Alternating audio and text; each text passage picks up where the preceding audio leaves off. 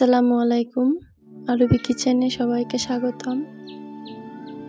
এই যে লোভনীয় তরকারিটি দেখতে পাচ্ছেন, এটা আমি আজকে বাটা মশলায় রান্না করব। তো আমি প্রথমে কড়াইতে তেল দিয়ে পেঁয়াজটা ভেজে নেব।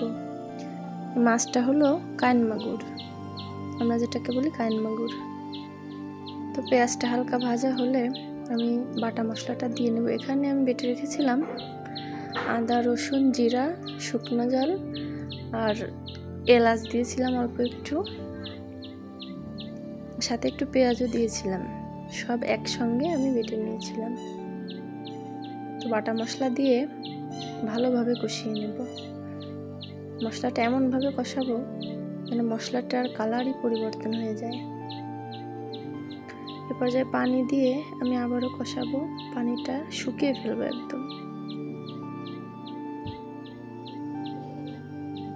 দেখতেই পাচ্ছেন রংটা পরিবর্তন হয়ে গিয়েছে।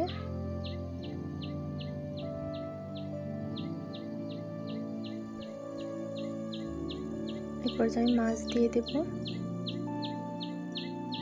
মাছগুলো দিয়ে আবারও ভালোভাবে কষাবো, কষাতেই থাকবো। এই রান্নাটা পুরো কষানোর উপরেই নির্ভর করে, আর টেস্টটা খুব দুর্দান্ত হয় এত কষানোর কারণে।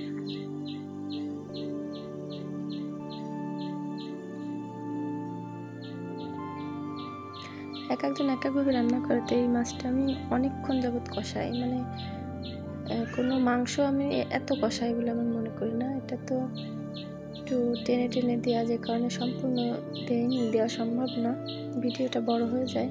তো মাছটা অনেকক্ষণ যাবৎ কষিয়েছি, এরপরে পানি দিয়ে আবারও কষাবো।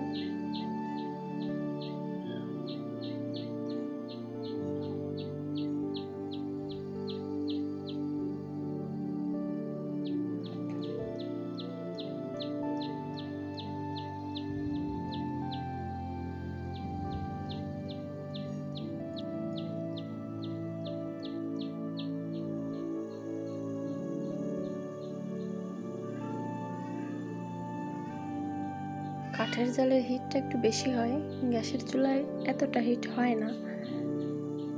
তো এখন আমি পানি দিয়ে আবারও এই পানিটাও শুকিয়ে নেব।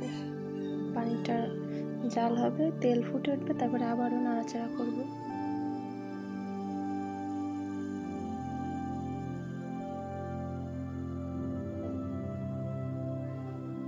আবারও ঢাকনা দিয়ে আর একটু জাল করে নেব।